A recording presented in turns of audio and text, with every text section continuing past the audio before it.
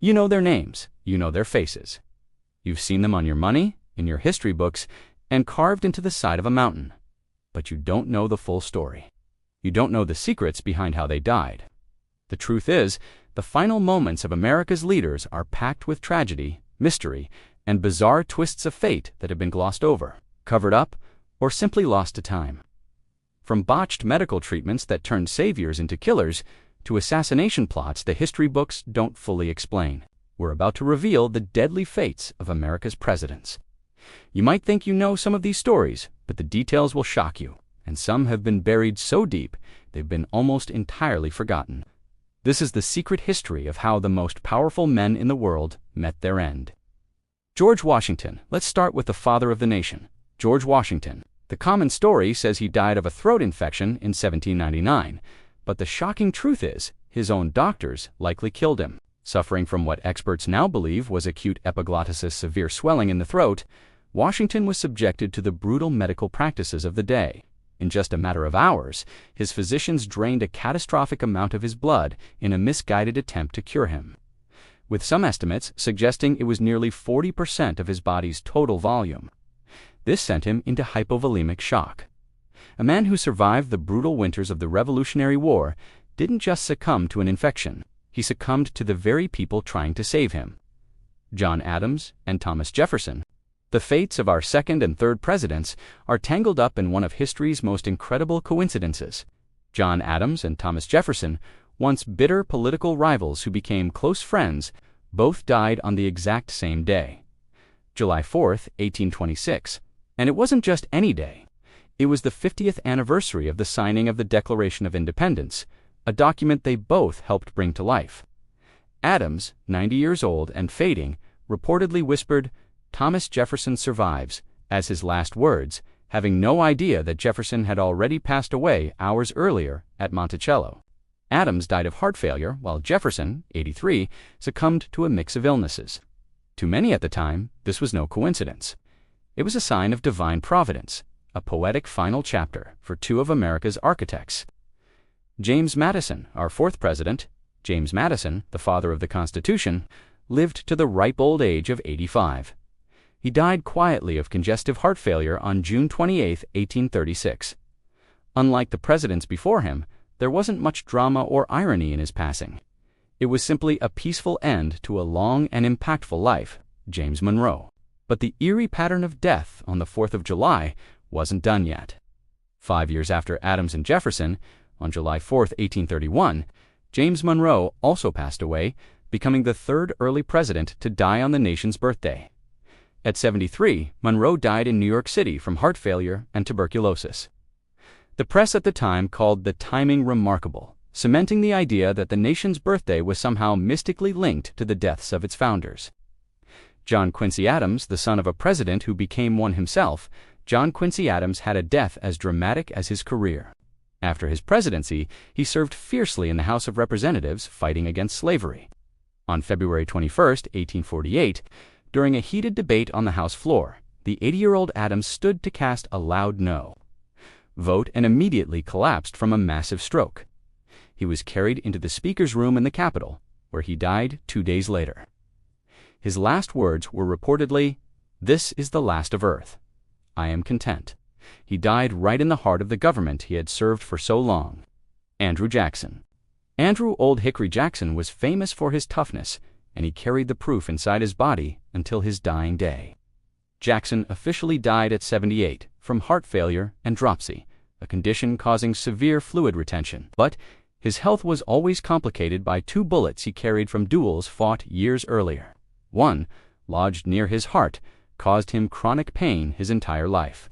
While many believed he suffered from lead poisoning from the bullets, recent analysis of his hair has shown this wasn't the case.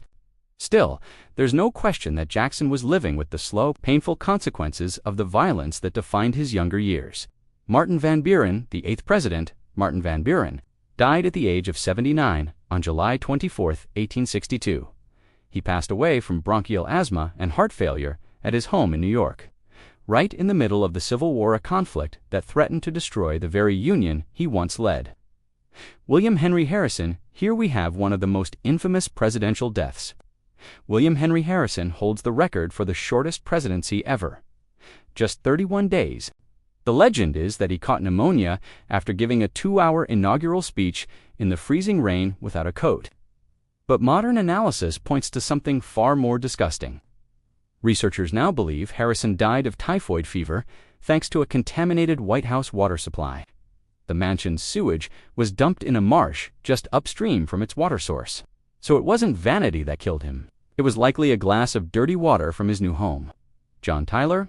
John Tyler's death is controversial for a totally different reason. When he died on January 18, 1862, he wasn't seen as a celebrated former president. He was seen as a traitor. After his presidency, Tyler sided with the South and was elected to the Confederate House of Representatives. When he died from a stroke in Richmond, Virginia, the capital of the Confederacy, his death wasn't officially recognized in Washington. D.C., he is the only U.S. president in history whose coffin was draped with the Confederate flag. He died an enemy of the nation he once led. James K. Polk was a man on a mission. He promised to serve only one term and accomplished all his major goals. Exhausted, he looked forward to a long retirement.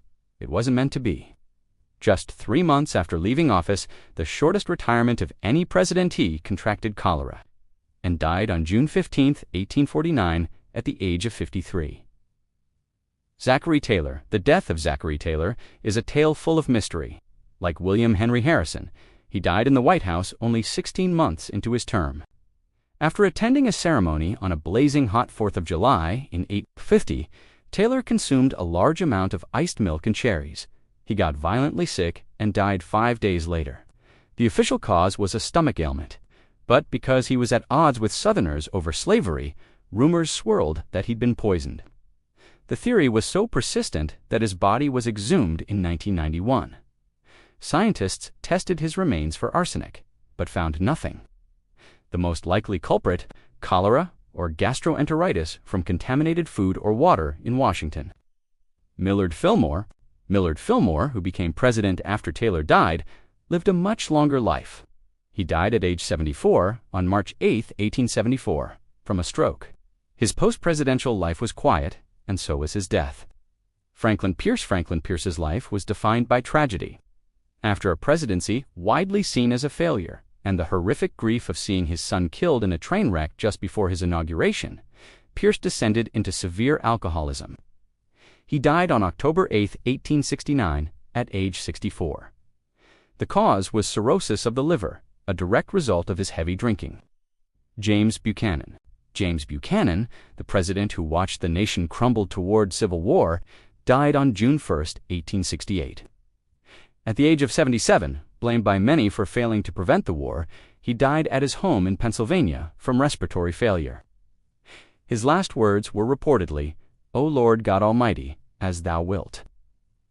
Abraham Lincoln. The death of Abraham Lincoln on April 15, 1865, was the nation's first and most traumatic presidential assassination. Shot in the back of the head by John Wilkes Booth at Ford's Theater, Lincoln's death plunged the nation back into chaos. Just as the Civil War was ending. For over a century, conspiracy theories have swirled, with some claiming the plot went far deeper than just a handful of Southern sympathizers. Andrew Johnson, who took over after Lincoln and was later impeached, died of a stroke on July 31, 1875. In a surprising political comeback, he had just been re-elected to the Senate. He was buried, wrapped in an American flag, with a copy of the Constitution under his head. Final statement from a man whose loyalty to that document was always in question. Ulysses S. Grant, the heroic Civil War general Ulysses S. Grant, faced his final enemy not on the battlefield, but in a fight against poverty and cancer. After a bad investment wiped him out financially, he was diagnosed with terminal throat cancer. In a desperate race against time, Grant began writing his memoirs to provide for his family. In excruciating pain, he wrote, non-stiff finishing the manuscript just days before he died. On July 23, 1885, the memoirs became a massive bestseller and saved his family from financial ruin. Rutherford B. Hayes, Rutherford. B. Hayes served one term and retired to his home in Ohio. He died at age 70 from complications of a heart attack on January 17, 1893. His reported last words were, I know that I am going where Lucy is, a reference to his beloved wife who had died 4 years earlier. James A. Garfield. The assassination of James A. Garfield is one of the most infuriating cases of medical malpractice in history. On July 2, 1881, he was shot in the back by a disgruntled office seeker. The bullet missed all vital organs and should not have been a fatal wound. The real killers were his doctors. For 80 agonizing days, more than a dozen physicians probed the wound with unsterilized fingers and dirty tools, trying to find the bullet. They introduced a massive infection, turning a survivable injury into raging sepsis. He was killed not by the assassin, but by the deadly ignorance of his own medical team. Chester A. Arthur took office after Garfield's death, but he was hiding a deadly secret. Just a year into his term, Arthur was diagnosed with Bright's disease, a fatal kidney condition. Knowing he was dying, he kept his illness a complete secret from the public. The disease caused extreme fatigue, leading many to think he was just lazy. He quietly retired after one term and died from a cerebral hemorrhage less than 2 years later, having ordered nearly all of his papers burned just before his death. Grover Cleveland also hid a major medical secret. Early in his second term, with the country in a financial panic, he discovered a cancerous tumor on the roof of his mouth. Fearing the news would crash the economy, he arranged a secret surgery on a friend's yacht. Disguised as a fishing trip, surgeons removed a large part of his upper jaw. A custom rubber prosthesis was fitted, allowing him to speak normally with no visible scar. The public never knew. The secret held for decades, and Cleveland lived another 15 years before dying of a heart attack in 1908. Benjamin Harrison, the grandson of the short-lived William Henry Harrison, Benjamin Harrison lived much longer. After his presidency, he returned to his law practice. In March 1901, he caught a cold that turned into pneumonia, and he died on March 13, 1901, at the age of 67. William McKinley, the 20th century, began with another president assassinated. In September 1901, William McKinley was shot twice by an anarchist in Buffalo, New York. Like Garfield, the wound wasn't necessarily fatal, but surgeons couldn't locate one of the bullets. Gangrene set in, and 8 days later, McKinley died from the infection, making him the third U.S. president to be assassinated. Theodore Roosevelt was the definition of vigor, but his adventurous spirit is what ultimately killed him. After his presidency, he went on a disastrous expedition to map an uncharted river in the Amazon. He contracted malaria, got a severe leg infection, and nearly starved. The tropical illnesses he brought back plagued him for the rest of his life. On January 6, 1919, at the age of just 60, he died in his sleep from a blood clot that traveled to his lungs, a direct result of the toll the Amazon had taken on his body. William Howard Taft is the only man to serve as both President and Chief Justice of the Supreme Court. He retired from the court due to poor health in February 1930 and died just a month later, on March 8, from heart disease. Woodrow Wilson. The final years of Woodrow Wilson's presidency involved one of the biggest cover-ups in American history. In 1919, Wilson suffered a massive, debilitating stroke that left him partially paralyzed and incapacitated. But the public was never told how bad it was. Instead, his wife Edith Wilson secretly took control. She screened all information and decided what was important enough for her husband to see, essentially running the executive branch. Critics later called her the secret president. Wilson never recovered and died from complications of the stroke. On February 3, 1924, Warren G. Harding's death in office in 1923 is another one wrapped in rumor. Officially, he died of a heart attack or stroke, but his wife's refusal to allow an autopsy, combined with the massive corruption scandals engulfing his administration, fueled theories that he was poisoned. While no evidence of foul play has ever surfaced, the mystery has lingered for a century. Calvin Coolidge, Silent Cal Coolidge, died as quietly as he lived. On January 5, 1933, his wife found him dead on his bedroom floor. He had died suddenly from a heart attack at age 60. There was no long illness, just a sudden end for a famously reserved man. After being defeated by FDR, Herbert Hoover lived for another 30 years. Undertaking significant humanitarian work after World War II, he died on October 20, 1964. At the age of 90, the cause was massive internal bleeding stemming from colon cancer. Franklin D. Roosevelt, FDR, led the nation through the Great Depression and World War II, all while hiding his own severe health decline. While the public knew he was paralyzed by polio, they didn't know that by his fourth term, he was suffering from severe hypertension and congestive heart failure. His doctors knew he was on borrowed time. On April 12, 1945, while having his portrait painted, he complained of a terrible pain in his head, slumped over, and died a few hours later from a massive cerebral hemorrhage. He never saw the final victory he had worked so hard for. Harry S. Truman. Harry Truman lived for nearly 2 decades after leaving the White House at the age of 88. He was hospitalized with pneumonia. His health declined and multiple organs began to fail. He died on December 26, 1972. A straightforward end for a famously straightforward man, Dwight D. Eisenhower. The celebrated World War II General Dwight D. Eisenhower battled heart disease for years. He had his first major heart attack while in office in 1955. After several more over the years, he died from congestive heart failure on March 28, 1969. At the age of 78, John F. Kennedy, the assassination of John F. Kennedy, on November 22, 1963, is probably the most analyzed death in American history. His murder in Dallas gave rise to countless conspiracy theories that continue to this day. A tragic, lesser-known detail is that the rigid back brace Kennedy wore for chronic pain might have sealed his fate. After the first shot hit him, the brace likely kept him sitting upright, a perfect target for the second fatal headshot.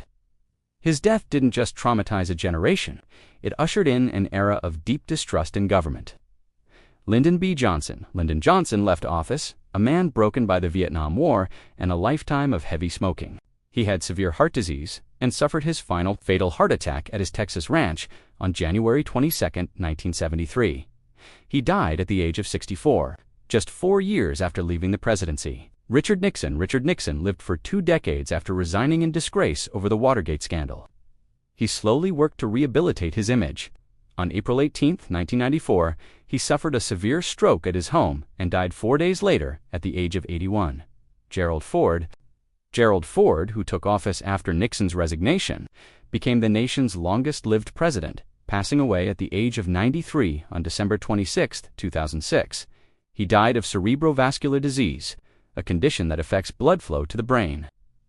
Ronald Reagan. After leaving office, Ronald Reagan shared his diagnosis of Alzheimer's disease with the nation in a poignant 1994 letter. He retreated from public life and battled the disease for a decade. He died at home at the age of 93 on June 5, 2004, from pneumonia, a common complication of Alzheimer's. George H.W. Bush, the 41st president, George H.W. Bush, passed away on November 30, 2018, at the age of 94. In his later years, he had a form of Parkinson's disease that confined him to a wheelchair, but he remained a beloved public figure. His death came just months after that of his wife of 73 years, Barbara. The final moments of these leaders are a stark reminder that behind the monuments were mortal men, subject to the same fates as anyone else and often to fates far stranger. If you found these hidden histories fascinating, make sure you subscribe and hit the bell so you don't miss our next exploration of the secrets of the past. And let us know in the comments which president's death surprised you the most. From the botched bloodletting of George Washington to the assassination of JFK, the final chapters of these presidents' lives are as compelling as their careers. We see a history of medicine that was often more dangerous than the disease itself. We see the heavy toll the office takes on the human body. And we see how violence has tragically cut short the lives of 4 leaders, leaving behind wounds that have never fully healed. The presidency is the most powerful job in the world, but as these stories show, it's also one of the most perilous. The lives they lived are history, but the way they died tells a secret story all its own.